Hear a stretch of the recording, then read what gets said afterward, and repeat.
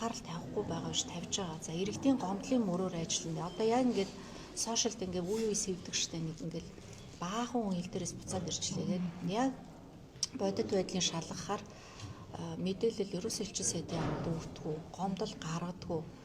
Хил дээрээс буцаж байгаа 4-5 хүн нэг удаа тохиолдлоор ч юм уу таарчлээсэн надад. Тэгээд бид нар мэдээллийн аваа за та хэд одоо ямар гомдолтой байна. Ингээд энийг гаргаад өгөө бид нар айлын тал тавь. Тэр шиг бид нар айлын дотоод хэрэгт оролцоод шууд одоо манай иргэнийг буцааж болохгүй гэдэг тийм эрх байхгүй шүү дээ. Бид нар одоо очиод одоо хүмүүсийн сошиал бичээд байгаагаар бол элчин сайдын ам хилийн шалган дээр нь ажиллаад тэгээд иргэдээ буцаахгүй шууд одоо хүчээр оруулах хэрэгтэй гэдэг байгаа шүү дээ. Тийм юм хаач байхгүй шүү дээ дэлхий дээр. Тэр бид нар зохич урмынхын дагуу гомдол гаргасан болвол гомдлыг нь айлын тал тавиад айл дээр хил иммиграшн дээр аваачаад манай элчин сайдын яамныханд гомдол гаргасан хүмүүсийн бичлэгийг үзүүлдэг. Нөхцөл байдал нь яг бодит байдлыг танилцуулахад дандаа манай иргэдийн буруу байсан.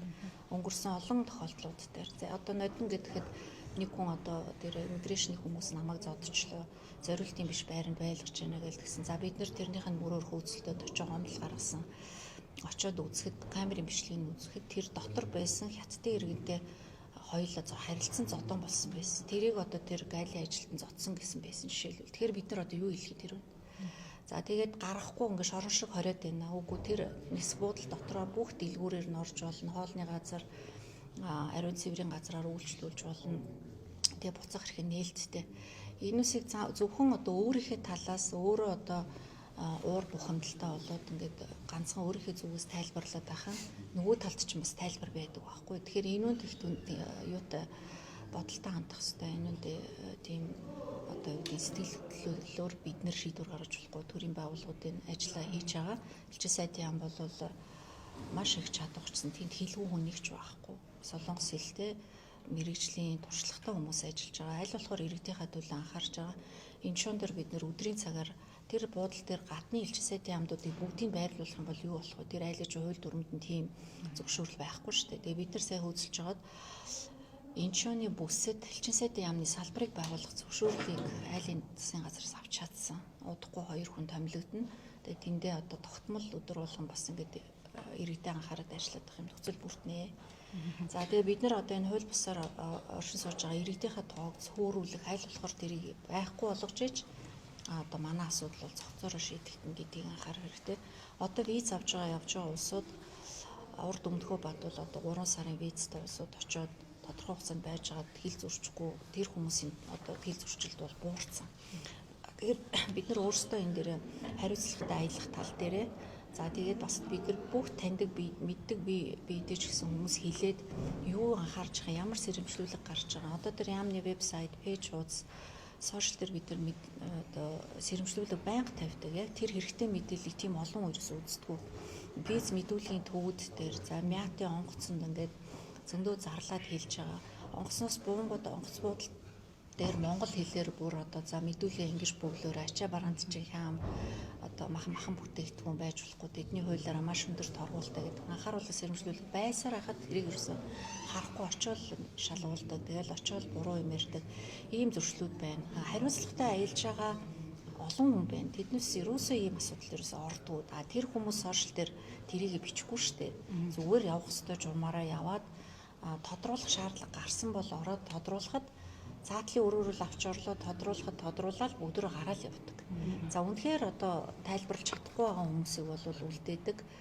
Бүр одоо дүрмээ зөрчиж байгаа тохиолдолд тэрүүх нь тэд нар ч өөрснөө протокол үлдээд тэгээд буцаагаад Монголын орцоос болгоод яваа. Одоо эх жил ерөнхийлөгчийн сонгуул бол таныг бас нэр дэвших магадaltaй кандидат гэж ярьж байна. Үгүй ерөөсөө тийм бодол байхгүй шүү. Хэрвээ тань санал төрөл та. Үгүй чи одоо намынхын ерөнхийлөгчд бас таныг яригдж байгаа гэсэн мэдээлэлсэн л та. Үгүй би одоо урдлах ажлаа сайн хий гэж бодож байгаа. Тий, тэгээ их хурлын гишүүн, засгийн газрын гишүүн би одоо энэ ажлаа чадаа хийж байгаа маш их хичээж ажиллаж байгаа. Дээрээс нь дахиад одоо төрийн бас байгууллага ахлаад эмэгтэйчүүдийн намынхаа холбооны дарга болъё гэдэг бодол байхгүй. Би тэгээд өөрийн төв гишүүнийг дэмжиж байгаа. Тий Тэр ерөнхийлөгчийн тухайд огт тийм бодол байхгүй. Тэр одоо буруу мэдээлэл шүү. Одоо тэрнээс болоод над руу бас их дайрах юм биш үү? Тэндээ ягсны 20 Шари гаруй буугаа, тий шари буугаа 20 гаруй одоо цус улсын зорж одоо эрхийг хамгаалах Одоо маргааш тачаа явах гэж байгаа. Тийм. Давж Тэгэхээр яг гадаад яам юу иргэнийхээ эрхийг хамгаалах чиглэлээр ямар дэмжлэг болж Асралтгүй 20 жил бид нар хамтарч ажиллаж байгаа. Шари буугаас өнгөрсөн 7 хоногт бас манай аймд дээр ирж уулзсан. Маргааш давж заалдах шатны шүүх хуралдаа дахиж одоо гомдлого гаргахаар явах гэж байгаа. Өмгөөлөгчтэй явах гэж байгаа. За тэр хоёрын бас зарлыг манай яам бол одоо тийм их мөнгөн тусламжийг өгч чаддгүй. Иргэдэд туслах сан гэдэг маш бага төсөвтэй жижиг сан байдаг. Ихэвчлэн хөлийн чандад нас барсан иргэдийн шарилыг зөөх. За үнэхээр маш хүнд байдалд орсон иргэдийг одоо хооронд нь буцааж авчрахад зориулдаг ийм зардал үүдэг. Тэр сангаасаа бид нар удаа дараа ер нь байнга тэрнээс дэмжлэг чадах хэмжээгээр өгдөг. Одоо замын зардалтанд туслан за очиод тэнд байгаа өрөмжт консул манаас дэмжлэг үзүүлж ажиллана. Авсар суугаа орн нь болохоор Индонезиэс байдаг. Тэвчил сайдын ам байнгын шүүх хурал болон өмгөөллийнхэн ажилтнанд давхар оролцоод явдаг. Тэр эрх зүйн тусалцаагаа үзүүлээд шари буугатай байнгын холбоотой ажиллаж байгаа. За өөрөө бас өнгөрсөн 7 хоногт манай яам дээр эрэхтэй гадаад харилцааны яамыг бас буруугаар тайлбарлаж байгаа ийм мэдээллүүд гарах юм аа. Надад ямар ч тийм бодол байхгүй. Би өргөж дэмжлэгч чинь талархаж байгаа шүү. Энийг бас одоо хэвлэл мэдээллийнхэнд хэлээрэй гэж өөрөө хүссэн байна.